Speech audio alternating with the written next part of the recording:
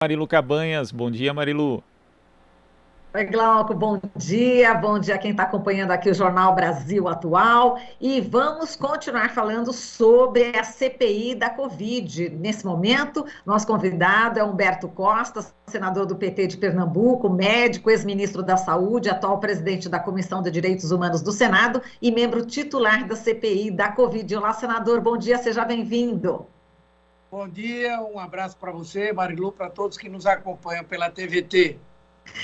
E estamos aqui também, ao vivo, pela Rádio Brasil Atual também, e no YouTube. Senador, bom, vamos começar aqui falando da sessão de ontem da CPI, que foi aberta com protestos contra o desfile de carros blindados em Brasília, em frente ao Congresso, ao Tribunal, ao Supremo Tribunal Federal, justamente no dia em que se votava o voto impresso na Câmara dos Deputados, né? O presidente Omar Aziz qualificou o evento como uma cena patética, não é? Que evidencia a fraqueza de alguém que está acuado por investigações de corrupção e pela incompetência administrativa que provoca mortes, fome e desemprego em meio a uma pandemia sem controle. Segundo ele, vários senadores protestaram. Você, senador, disse que ninguém tem o direito de ganhar no grito. Bolsonaro não quer o voto impresso para melhorar a eleição. É apenas um pretexto para dizer que o voto não é seguro, desqualificar as urnas e, se perder, acusar a existência de fraude para aplicar um autogolpe. Bom, a votação ocorreu, a PEC do voto impresso foi derrotada, precisava de 308 votos, mas conseguiu aí 229. Outros 218 deputados votaram contra, e o único que se absteve foi o deputado Écio Neves, né? O que representa, na sua opinião, essa derrota, senador, e o desfile de carros blindados, que inclusive foi alvo aí de muitos memes e charges nas redes sociais? Bem, quanto ao desfile, eu acho que ele faz parte, não é, de uma estratégia que o presidente está utilizando para tentar sair dessa situação de isolamento político que ele está vivendo por meio de ameaças, né? Bolsonaro nunca escondeu de ninguém que o seu principal projeto é permanecer no poder, seja por que meios for, inclusive por intermédio de um autogolpe, se declarando ditador do Brasil, não é? Ele nunca deixou de flertar com essa possibilidade. E agora que ele se vê isolado, perdendo popularidade e com o risco de não vencer as eleições no ano que vem, ele começa a criar pretextos para que, antes da eleição ou depois da eleição, se vier a perder, ele possa aplicar esse golpe no nosso país com a justificativa de que há fraudes nas eleições e que estão querendo tirá-lo no tapetão. Então, eu acho que isso é parte desse processo e demonstra a fragilidade que ele vive nesse momento.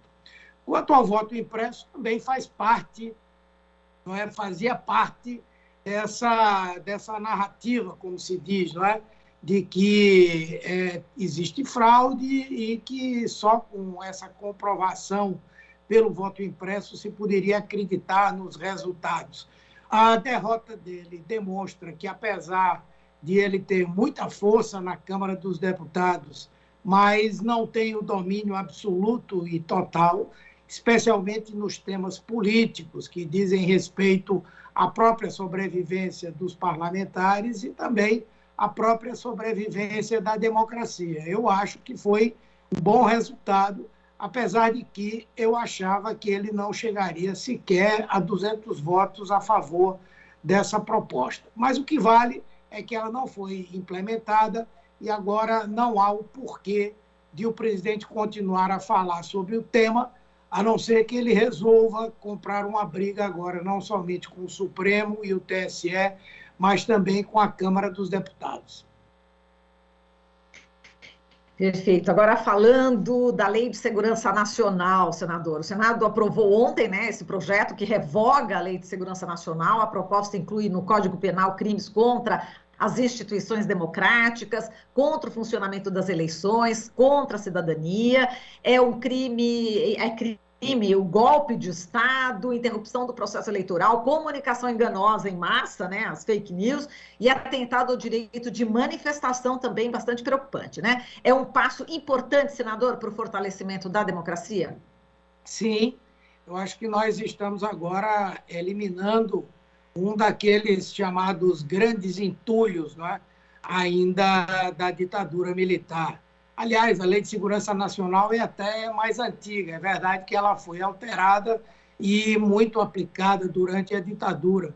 E, portanto, eu creio que nós estamos, nesse momento, dando um avanço democrático importante. E é paradoxal, porque acontece no momento em que nós temos um presidente que o tempo inteiro tem procurado agredir as instituições e tem cerceado, né, limitado as liberdades no nosso país. A liberdade de imprensa, a liberdade de organização, a liberdade de expressão. Portanto, é uma grande resposta que o Congresso Nacional e a sociedade, né, deram a essa escalada autoritária que vem sendo patrocinada por Bolsonaro. E mais ainda, nós vamos ter aí, pela primeira vez, pelo menos na lei, não é, a previsão de punições para aqueles que atentem contra a democracia e contra a liberdade. Isso é muito importante, inclusive, como um fator de dissuasão, não é, do próprio Bolsonaro, dessa ideia obsessiva que ele tem de se tornar ditador do Brasil por meio de um autogolpe.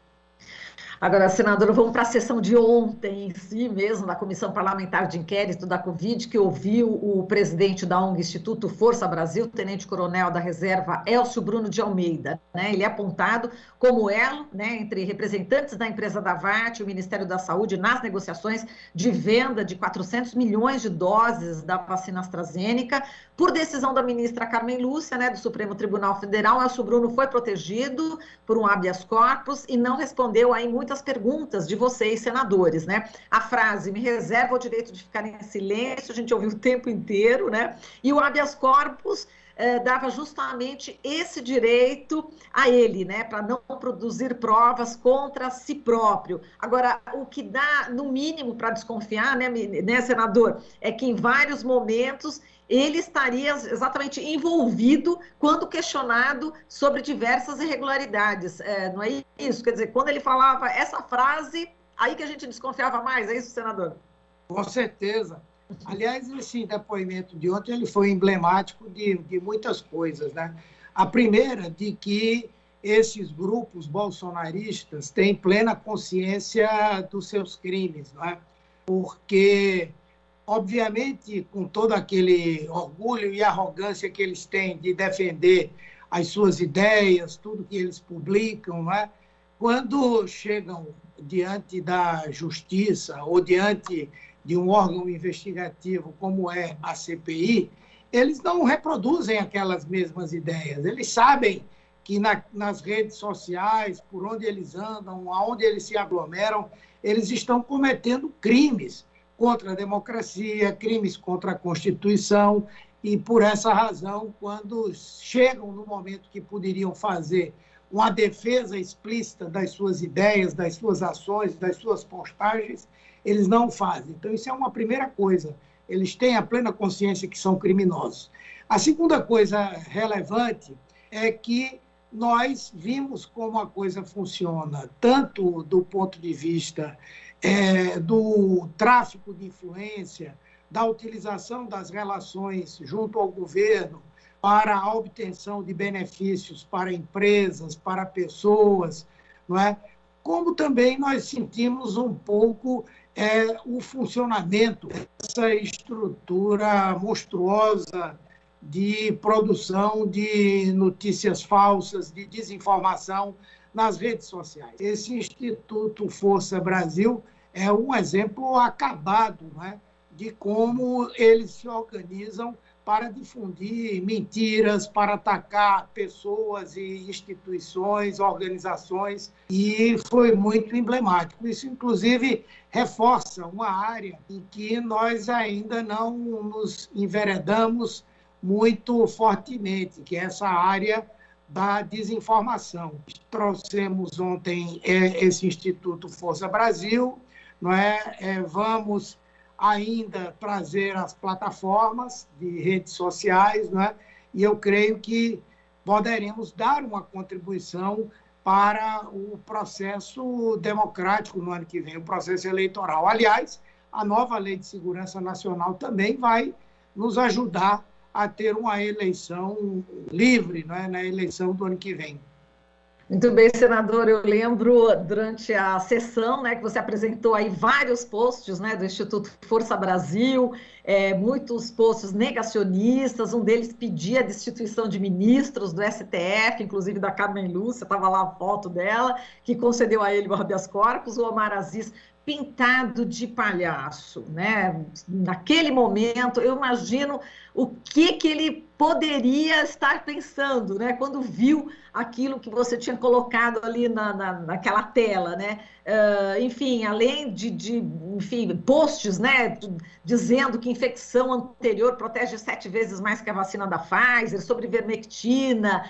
Você foi elencando ali, foi constrangendo cada vez mais, né, essa pessoa, né, o Élcio, e levantou também uma questão importante sobre influência, sobre tráfico de influência, como você acabou de dizer, Humberto, inclusive sobre a contratação de equipamento, de software, de espionagem pelo governo junto ao Estado de Israel. Ele não respondeu dizendo princípios de confidencialidade, mas é um ponto a ser investigado, não é, senador? Sim, com toda certeza. E essa evidência maior nós não tínhamos. Eu acredito que no relatório final do senador Renan, tudo isso vai ser descrito, né?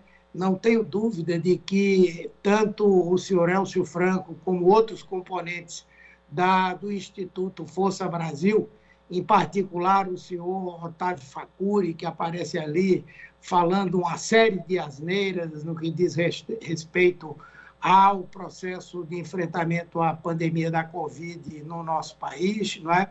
E abre-se também a possibilidade de uma investigação mais profunda sobre essas tentativas do governo federal de adquirir, não é, meios cada vez mais sofisticados para promover o processo de espionagem sobre jornalistas, políticos, pessoas da sociedade, instituições que se contrapõem às políticas implementadas pelo governo Bolsonaro. Então, eu creio que ali virão elementos importantes para a abertura de um processo robusto contra Bolsonaro e os seus apoiadores. Exato. E, senador, como é que fica essa questão também que ficou no ar, né? Ele levou, né, o Dominguete, enfim, os representantes da Davat na reunião junto ao Ministério da Saúde, mas como é que teria sido, né, esse encontro deles? Quer dizer, não ficou claro, não é, senador? Bom, na verdade, nós já temos essas informações por conta da quebra, aliás, nem foi quebra, foi do oferecimento espontâneo do sigilo telemático do Dominguete, né? Ali nós pudemos identificar que o Dominguete foi introduzido no Ministério da Saúde pelas mãos do reverendo Hamilton Gomes e também pelas mãos do próprio Élcio, né, do IFB, do Instituto Força Brasil, o IFB. Aliás, o IFB ele tinha uma audiência marcada com o Ministério da Saúde, não sei por qual razão, e introduz a Davat nessa conversa, nessa reunião, né, abrindo um espaço que estava reservado para o IFB. A outra coisa que é muito curiosa é o fato de que todos aqueles posts que nós tivemos oportunidade de mostrar, o próprio Renan também, eles mostram o negacionismo do Instituto e do próprio Élcio, não é? Mostram o combate que eles travaram contra as vacinas, não é? E depois a gente identifica que eles estavam metidos com a intermediação da venda de vacinas, né? Ou se converteram pelo entendimento de que a visão científica é mais importante, ou fingiram se converter para obter ganhos, não é, com esse processo de intermediação da venda de vacinas. Certo, mas deve ter gente graúda aí por trás aí de toda essa manobra, né, senador? Tem gente sendo blindada aí, né? Porque Com toda certeza, não é? Desde o início, esses depoentes todos, tirando talvez o Dominguete, o Luiz Miranda, o próprio Cristiano Carvalho, mas o restante veio para proteger muita gente. Aliás, o reverendo Hamilton Gomes claramente protegeu pessoas da proximidade pessoal do presidente da República, não é? Mas tudo isso está registrado. Eu creio que todas essas pessoas serão indiciadas por falso testemunho, e se elas estão pensando que sairão bem dessa história, eu creio que vão se enganar redondamente. Agora, nesse minutinho final, senador, só a expectativa, né, do depoimento de hoje, né, o representante da indústria farmacêutica Vital Médico, o Jailton Batista, né, uma das produtoras aí do medicamento ivermectina, e também amanhã teremos o deputado Ricardo Barros, né? Qual a expectativa de hoje e amanhã? Bom, amanhã, obviamente, que a expectativa é muito grande, porque Ricardo Barros foi acusado, né, pelo presidente da República de ser o patrocinador de um esquema de corrupção que envolvia a venda da vacina Covaxin. Eu digo que ele foi acusado porque, até agora, o presidente da República não negou, né, as afirmações do deputado Luiz Miranda, de que, ao comunicar o que tinha acontecido no Ministério em relação àquela tentativa de importação da Covaxin, o presidente da República teria dito que o Ricardo Barros estaria por trás disso, né? E aí, como o presidente não negou até agora, e acho que não vai negar, como ele não organizou uma live para, ao lado deputado Ricardo Barros dizer que ele era inocente, que ele confiaria inteiramente no Ricardo Barros, para nós isso é a afirmação da verdade das declarações do Luiz Miranda, né? Em segundo lugar, nós vamos lá também especular e aprofundar a nossa investigação sobre fatos do passado e do presente que ligam diretamente Ricardo Barros a essa empresa Precisa, não é? Foi ele que adquiriu 20 milhões de reais em medicamentos de alto custo por intermédio da Global, que na verdade é a dona da Precisa, mandou fazer o pagamento antecipado e depois recebeu e depois os medicamentos não chegaram até o Ministério da Saúde. Foi ele também que extinguiu o setor de logística do Ministério da Saúde, o setor de armazenamento e distribuição de vacinas e medicamentos para contratar a VTC-Log, né? Então, todas essas coisas serão objeto da nossa avaliação, né? Bom, e com relação a hoje, eu também acho que vai ser muito interessante, porque muita gente não só acreditou no medicamento, nesses medicamentos inócuos para a Covid-19, que não tem nenhuma ação contra a doença, comprovadamente não tem ação contra a doença. Muita gente pensava que, alguns acreditavam nessa falácia de que esses medicamentos atacavam a Covid-19. E outros imaginavam que havia por ali também uma boa intenção, não é? Um interesse científico, né? Mas hoje está claro que muita gente ganhou dinheiro com isso, né?